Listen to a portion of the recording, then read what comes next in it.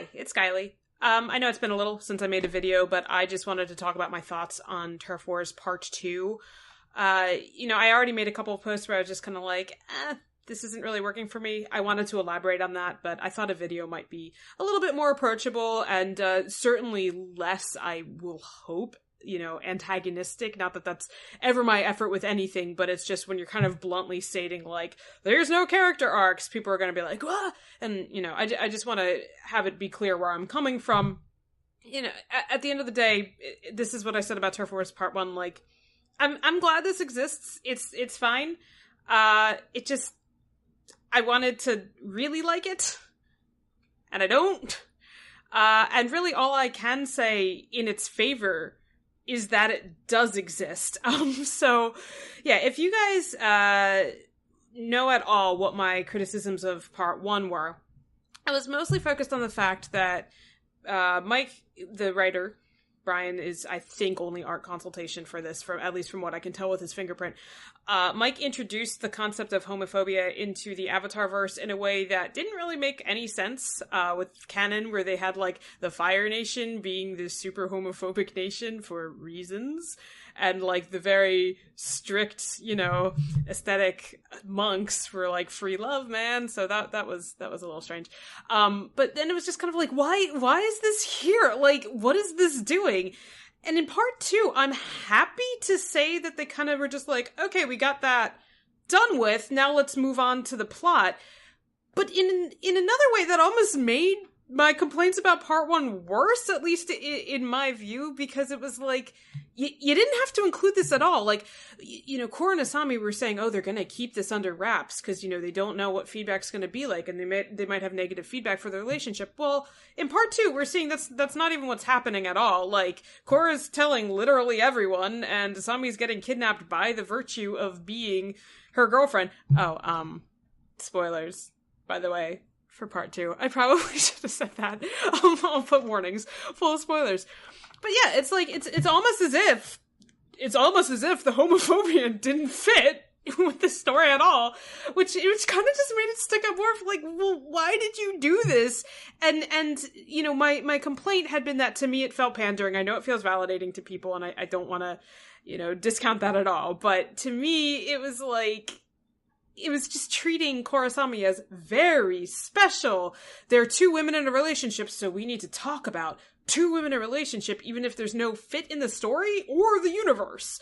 So that's still like a shade of this, but I guess I'm happy that that's not the focal point of the story, that they're not, fighting strawman homophobes like Cume or Takuga are coming like, oh, we have to limit marriage, and Julie is running on that platform. That would be just horrible. But yeah, obviously I've taught, my penchant is that Asami would get a storyline. I don't think anyone's really arguing she has one. She's reacting to things in slightly strange ways, to be honest. Like when she's like, woo, President Julie or President Moon, it has a good ring to it. You're like, why are you this happy in this context? So she's reacting like she's slightly drunk to things, but she definitely doesn't have her own storyline. I think that's a disappointment, but I could totally understand, the first comic trilogy not really focusing on her having her own thing, even though she's really the character that begs for it the most when you look at the course of the series. So that's a personal preference thing. But I guess what's mystifying to me is that Korra doesn't really have an arc either. She's kind of reacting to things as well. There's very loosely thrown in this thread, and it started in plot 1, that she's, like, held back by society, and she just wants to be Korra and go unchained, which is, not where her headspace was at the end of book 4. Like, I'm sorry, the ending of book 4, Korra's sort of contemplative but optimistic state when she was talking to Tenzin and saying that there was like so much more she wanted to do. And yeah, that dialogue was a little bit stilted. I'm not trying to pretend that was great, but it was that whole thing where she kind of, we saw her throughout books 1 and 2 reacting with this sort of bravado, and it was clear that it was coming from this like deeply felt anxiety and sort of concern over how she fit in these stories and this universe and how she could navigate that. So she didn't really know how to engage unless she was physically doing something, and even if it meant, I'm gonna go confront Amon right now because he thinks I'm chicken, I'm not chicken. That's, like, not a good thing, right? And at the end of book 2, when she connected with herself, and when, you know, she became the first avatar of the new spiritual age, it kind of seemed like she settled down a little bit into recognizing that. Book 3, you know, she wasn't really, like, punch first aim later anymore. She was more in this state of, I guess it's like, she was really questioning what her role was in a modern sense. She was no longer the bridge. What am I supposed to do? I can't get rid of these vines. Oh, I know, I'm going to focus all my efforts on rounding up the avatar. And then there was a villain who was very specifically targeting her for reasons that were not well articulated, that she couldn't quite understand. She was learning that once again she had been kept in the dark. So her book 3 mindset, even though, like, she's kind of like, well, you know, charge in and be like, I'm gonna confront Ai Wei now. It wasn't so much coming from that place of insecurity anymore, and it wasn't even a punch first mentality. It was just a, like, growing frustration over feeling like she didn't have a fit with this new role that she defined for herself, and then this enemy that was so intentionally opaque that, you know, she wanted answers and she wasn't getting any, and that makes sense. And then what she ended up doing was being really self-sacrificial for the sake of the Air Nation, and I think, like, her dad and family and stuff too, to some extent, but mostly for the Air Nation. And, you know, then she was brutalized with her healing arc. My cats are attacking each other.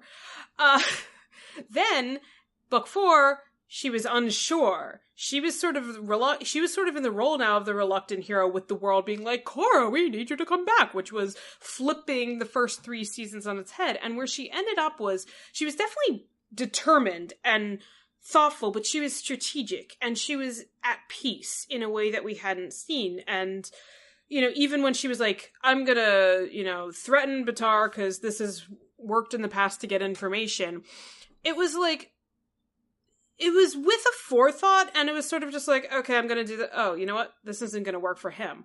But I don't imagine that Korra even doing that to Baatar, that Korra, like, threatening a land developer before even talking to Reiko about it like she did in part 1, or in part 2 when she's kind of physically attacking Reiko's campaign manager, and you're like, and she's just going, like, so over the top, and it felt like she was really dialed back to book 1 and book 2. And, like, what's frustrating to me is the whole, like, overprotective Korra girlfriend thing. I always felt that was Fanon run amok.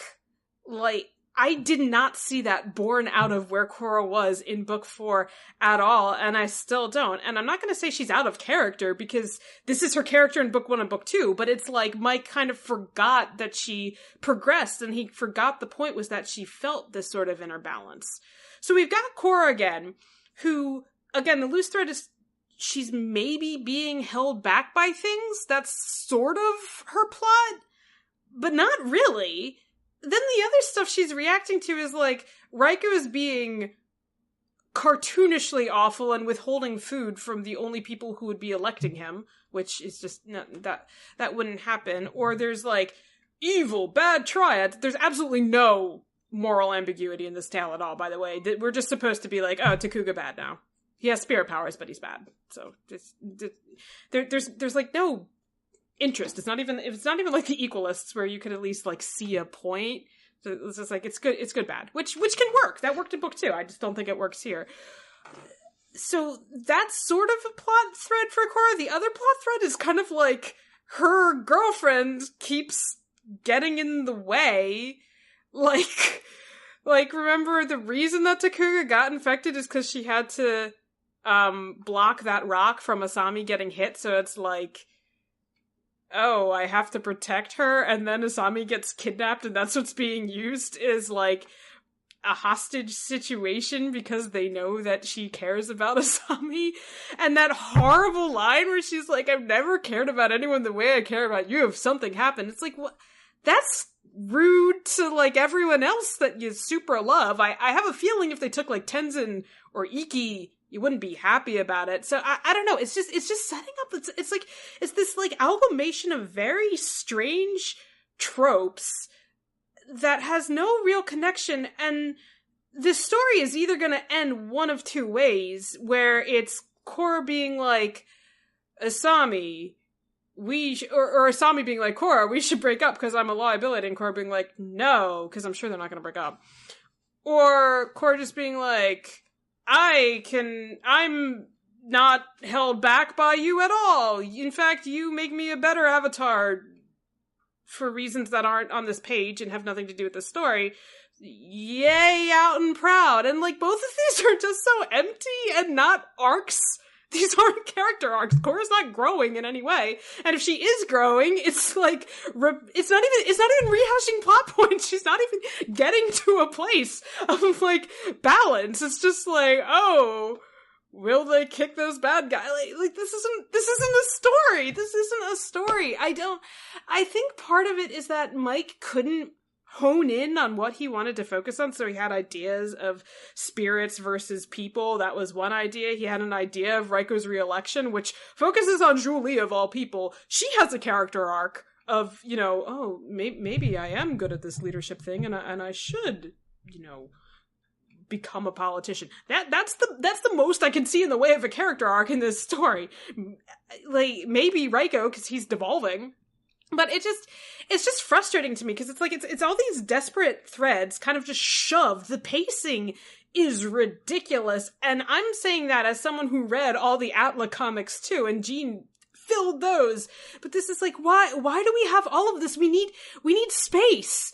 Like, Asami getting threatened by Triad members, it could take 10 pages to just unpack what that means to her character, given that's how her mom died. But there's no space for any of that. Then she gets captured off screen, off page, I guess. And it's like, I don't even really care that happened. I think it's contrived. I think it's equally contrived that she's suddenly rendered incapable of getting away from an octogenarian with a little flame held to her throat, which, by the way, is not a dagger. She could just run through it and she'd be fine. Like, she'd get a burn, but then there's a healer right down there.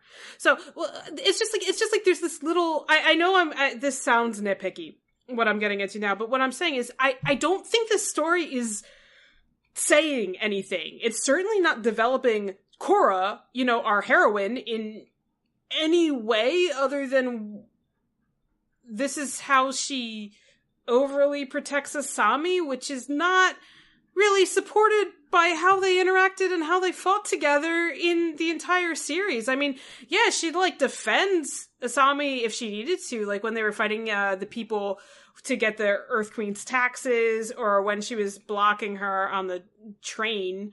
But at the end of the day, Asami's proven herself to be pretty capable, and I don't know what the message is, unless they're trying to be like, yeah, you know those haters that were like, oh, Asami's too weak and ineffectual for Korra. Well, they're right, which I'm sure is not the intent, but that's, like, a perfectly valid reading from these comics, and that's just such a big shame. And, yeah, like, what is this saying? What does this story do? Why does it exist? I said the same exact thing about book one, and I'll link the, it was a definitive ranking essay where I talk about the mixed messaging that they have, but it's something really similar here, where unless all we're supposed to think is Triad's bad, which we did not need a trilogy to do that, it's just, this is kind of, like, a little bit of a waste. I'm happy it exists. I'm happy we get Korrasami on the page. I wish they were a little more in character, because this just feels off. But, like, that's the baseline. They exist and they're together. They'd be on the page no matter what, you know? We'd be getting them kissing and getting them saying nice things to each other no matter what the story is. So, the fact that the story is this sloppy and doesn't really, like, do anything, I mean, why does Cume exist? What are we supposed to think about Takuga other than, oh, bad dude? Like, what is the story? I feel really crazy every time I talk about it because I'm just there's just nothing, a large reason why I made this video is because there's a lot of requests for me to analyze it, but there's nothing to dig into, and I think that's what's the most frustrating thing to me. A thing I hear a lot is that, well, these are written for 12 and up. These are 12 and up comics. And okay, Avatar: The Last Airbender was a TV show written for 7-year-olds and up that addressed the cycle of abuse and genocide and child soldiers and the futility of revenge and forgiveness and balance. You can write things in a child-appropriate way that still handles something, and something that just exists and doesn't do anything, well, it's for kids, so kids don't need stories. Like, what? No, kids still should. You can have both.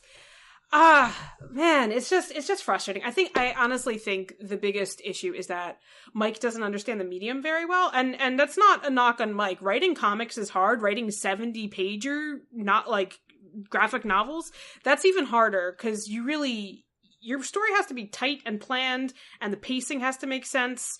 And I think he's a little out of his depth writing it. Like, Gene, for all his problems in, the Atla comics, which are a lot, he was only interested in about 3 characters. He at least knew how to pace it and what stakes would be. Yeah, he accidentally endorsed imperialism that one time, but at least Star Wars doesn't do that. Yeah, I don't know. Let me know what your thoughts are if you're able to engage in the plot at all. I'm frustrated that there's no Asami storyline, but truthfully, I'm more frustrated that this is Korra's. Like, this is how Korra was written, especially after how she ended in. Thanks, Triss. Especially after. Oh, he's rubbing up against the microphone. Especially how she ended in book 4. So yeah. That's just where I'm coming from. It's like, it is what it is. I hope that whatever writer they get for the next trilogy can dig into something or has a story to tell, because this is just like, it's fine. It's fine. It exists. Anything else could have existed, though.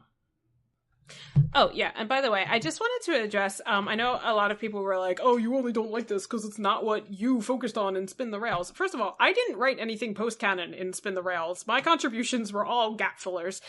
Secondly, even though I happen to really, really, really like what Griffin did with retrofits, repairs, and upgrades, especially with Asami's character, he and I were actually talking about this. If I had been writing a post-canon story, it would have looked nothing like his.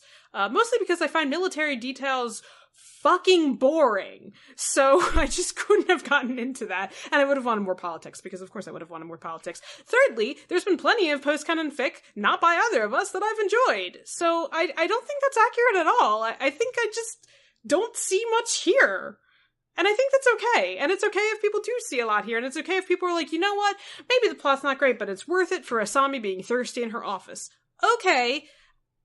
That's, I don't, that's not how I view it, and that's just not my reaction. And I kind of wish it was, because I really wanted to like it, like I said, and I really, wish there was something for me to dig into other than Asami taking off her capelet to do work. That's the thing that interests me the most out of this entire second volume.